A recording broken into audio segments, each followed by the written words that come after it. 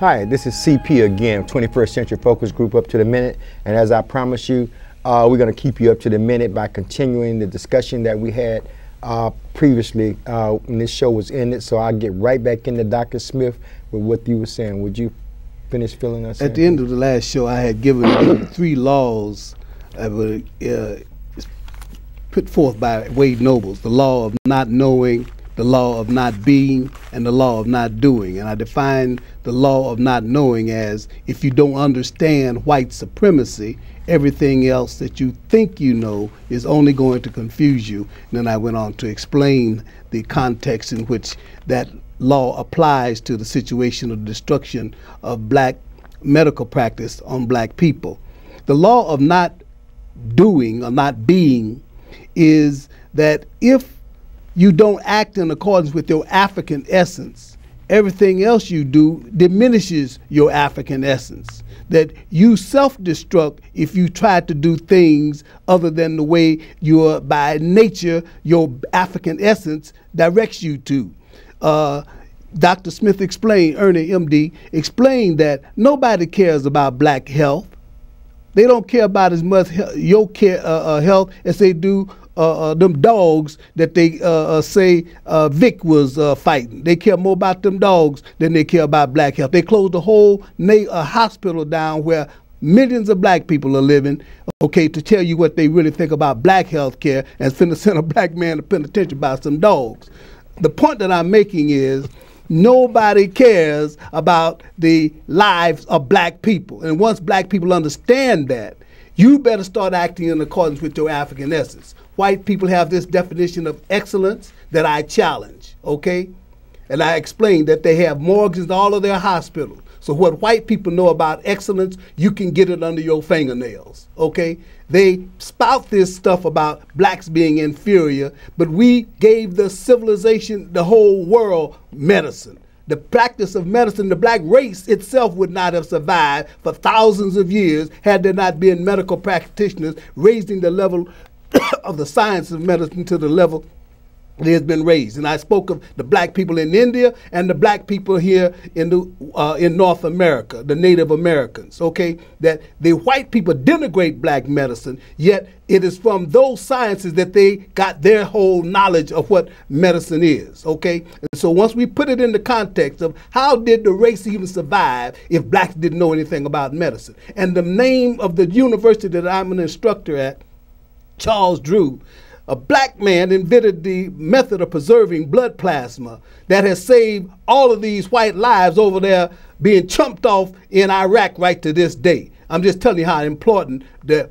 contributions of medicine is by black people. So this whole notion of blacks not being excellent is debunked by the historical facts, okay?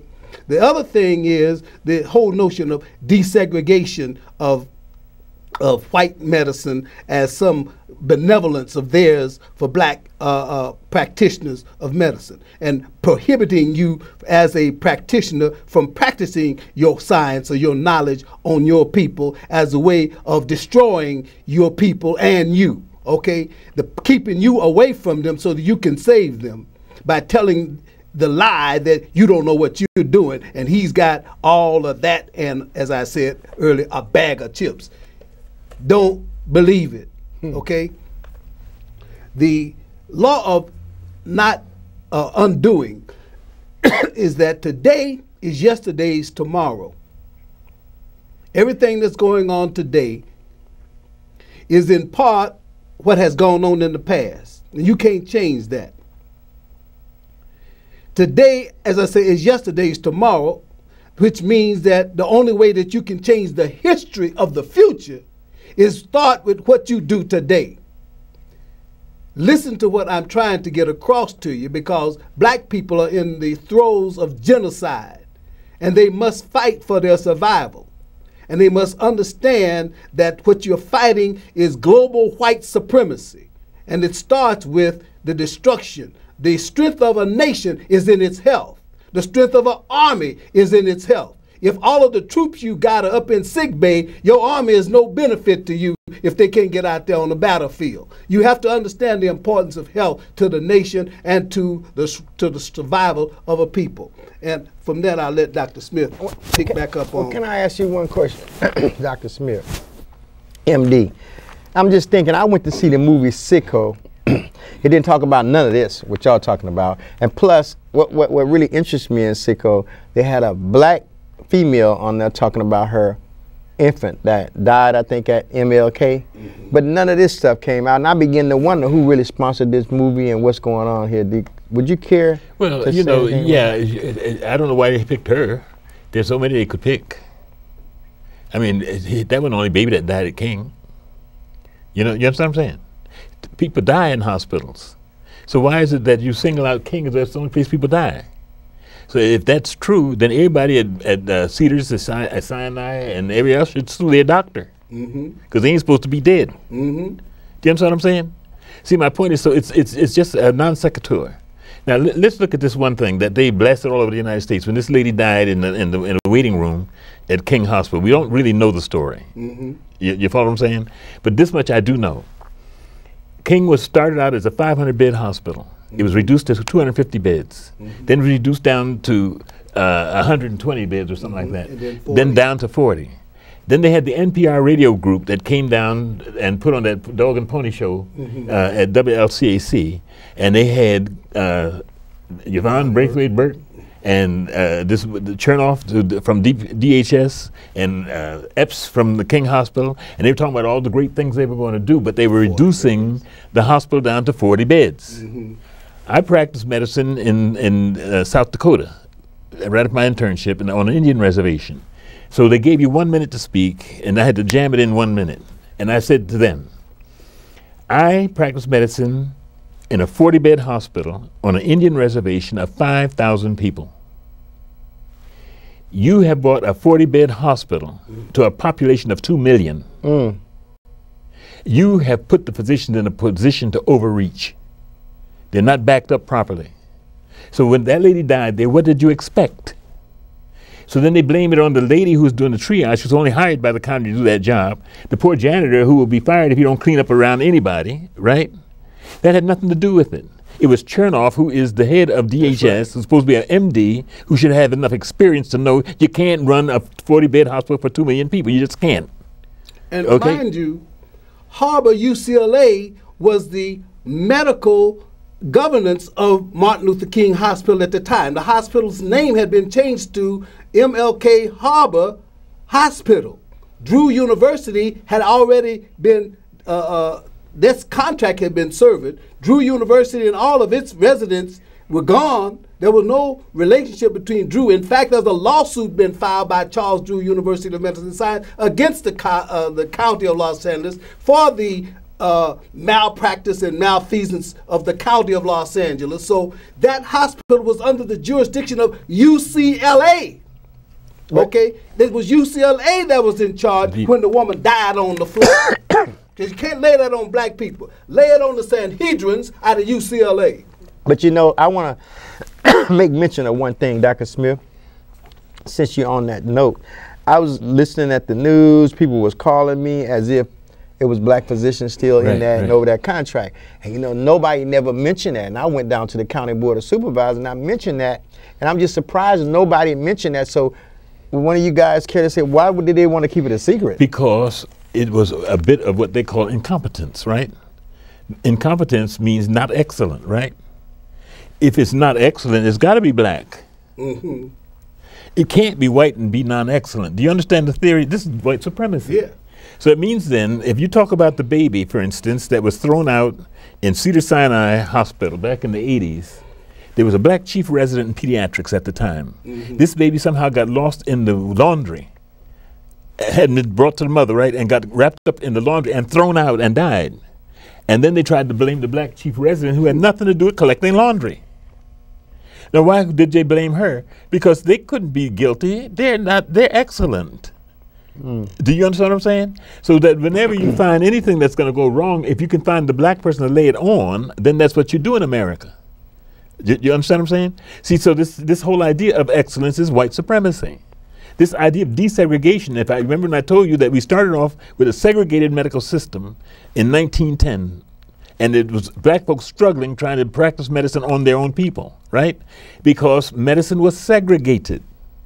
America was segregated. The thing that desegregated America was the money that the federal government put out in the hands that could go to white people, and they grabbed the money and tolerated black people.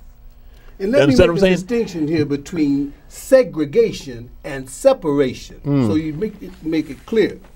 Because when you talk about desegregating, we're talking about, first to understand, segregation is when two sides are apart, but one side is governing both sides, economically, sociologically, politically, psychologically, every logical or illogical way they want to. That's segregation.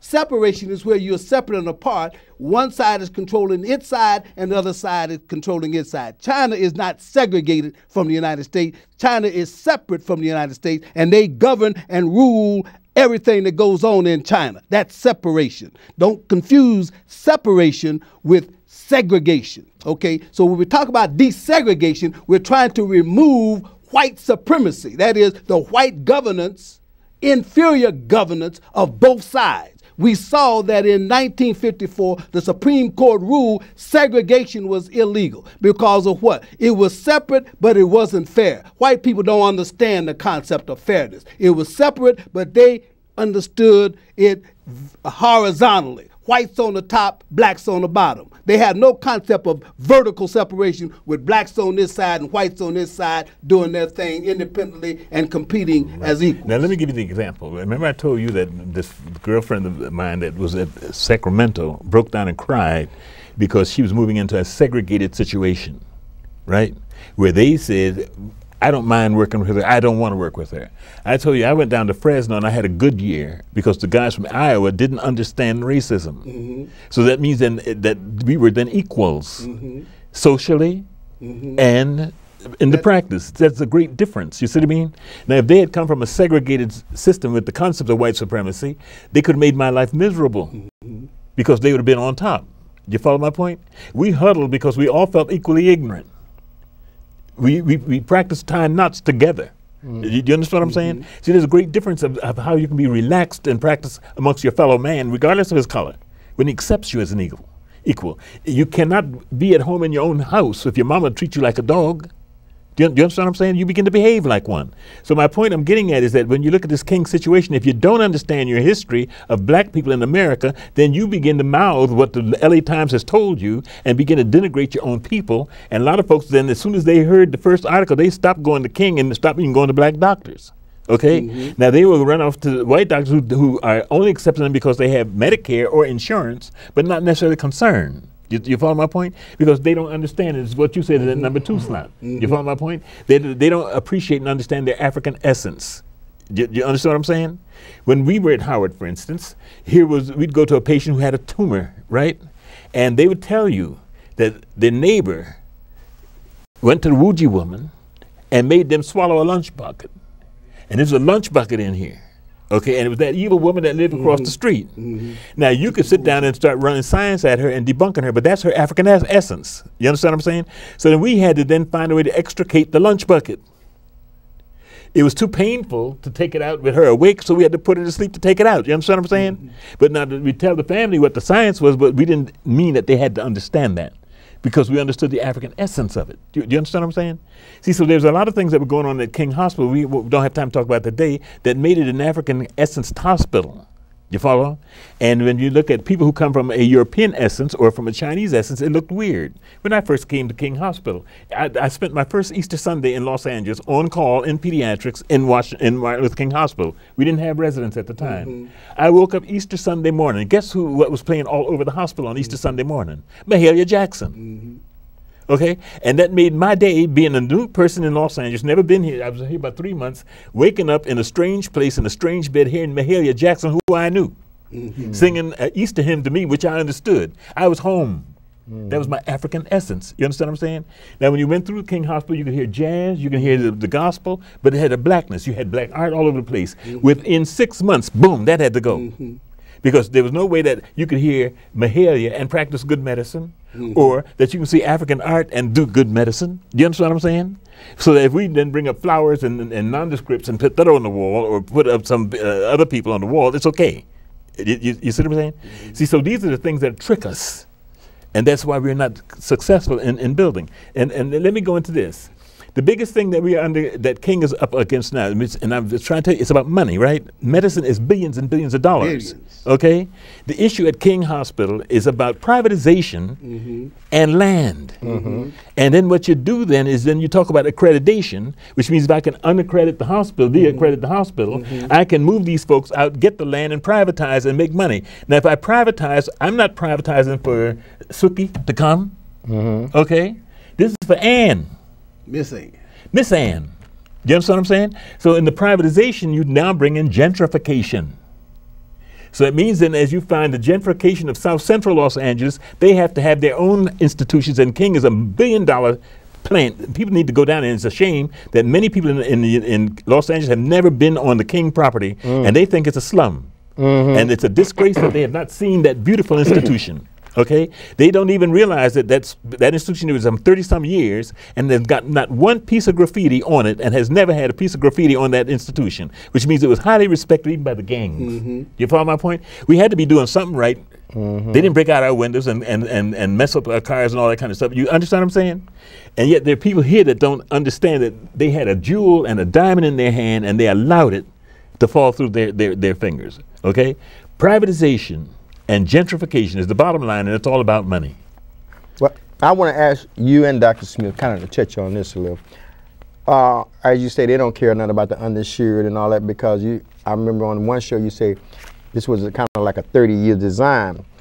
For people like me, the uninsured and the underserved and the miseducated about this whole scenario or this situation here, I can see plainly that racism is flexing its last muscle.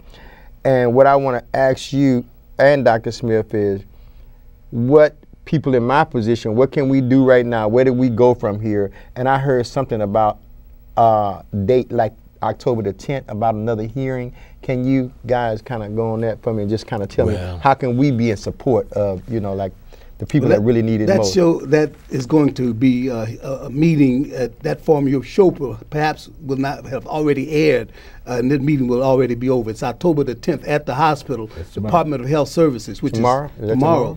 Okay, so I don't know when your show is going to air, but the point is that the Department of Health Services, the grand jury, the county civil grand jury has already ruled that this the governance of Martin Luther King and all county hospitals should be under separate hospital authority. So this is like what they call a dog sitting on hay.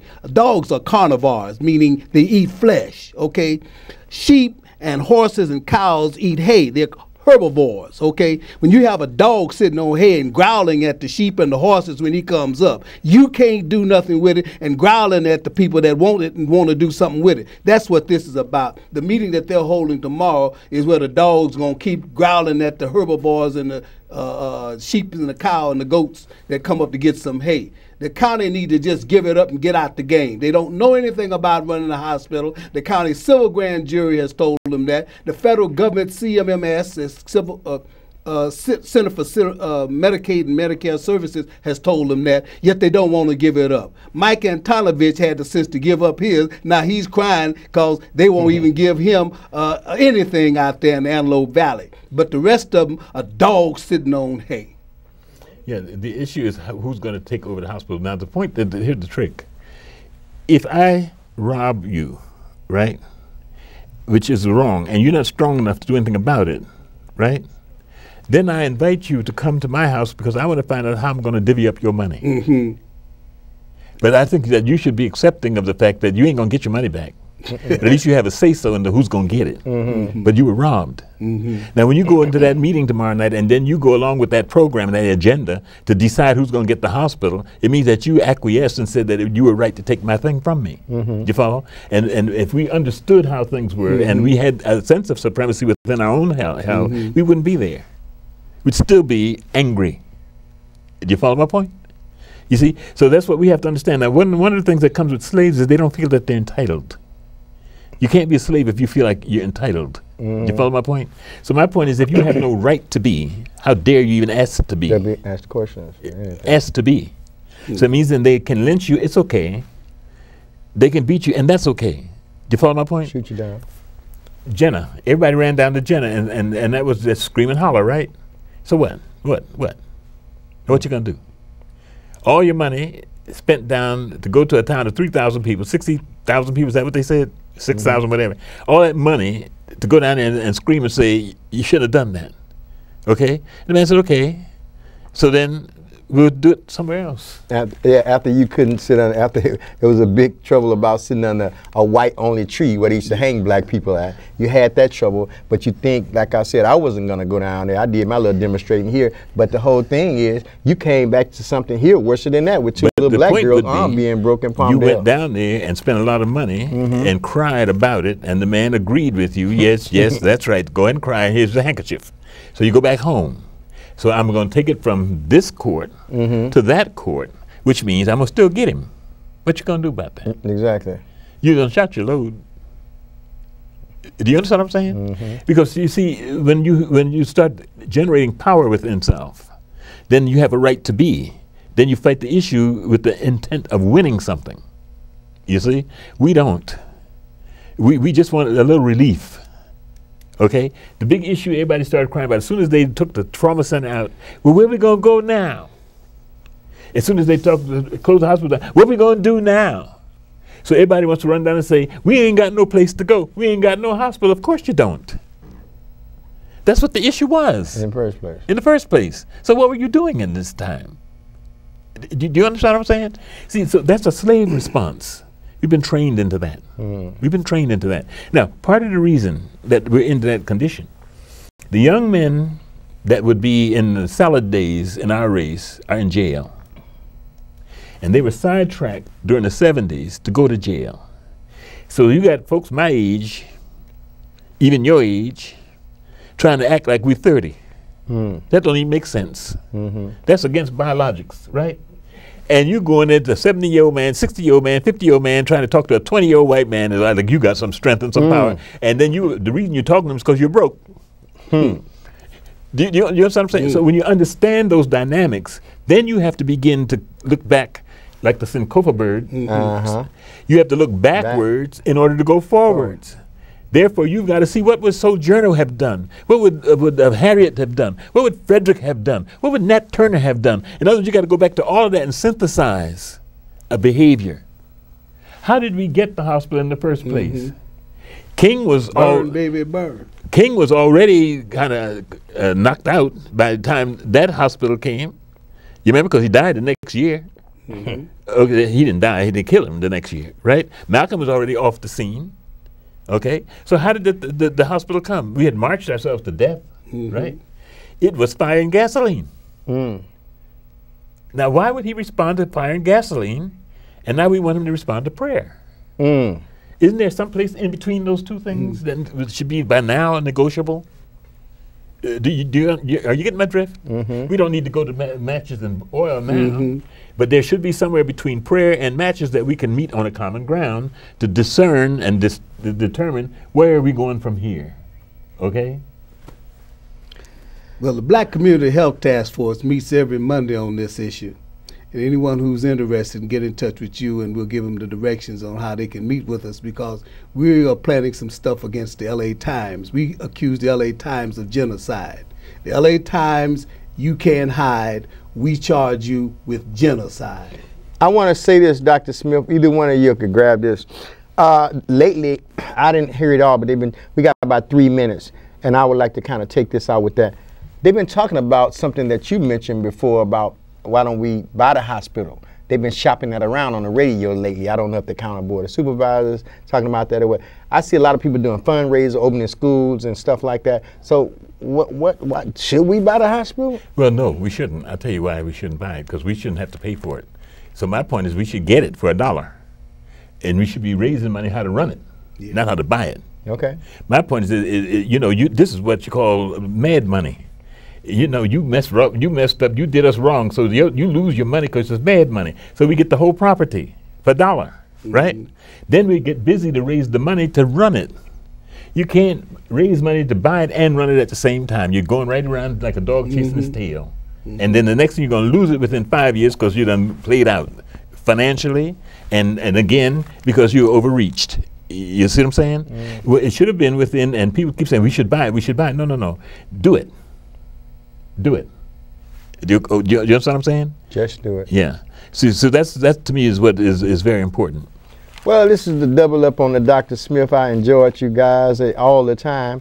And like I say, this is one of the education that I know is real. I know this is real. A lot of people running around with different stories and stuff. And I feel like it was my responsibility, especially being a task force member, if I could get you guys on here to do this. And we're going to have another part to this because we want to shop this around. We want to do town hall meetings and let you ask these very same people or their constituents or co-workers, whoever they want to bring with them, ask questions, and at least when you look at this footage 100 years from today, your kids or whoever you're dealing with would be educated. Again, I would like to give a shout out to my family and all the good soldiers and soldierettes out there, and I would also like to give a shout out to my young granddaughter that was just born like a couple of weeks ago. So I thank you very much, Time Warner, for giving us this opportunity. We look forward to being with you guys again, and I can't thank you and Dr. Smith and Dr. Smith enough. You can only get that right here at 21st Century Focus Group, up to the minute, and we're very much up to the minute, and I hope to see you tomorrow at the hearing. Thank you very much, CP.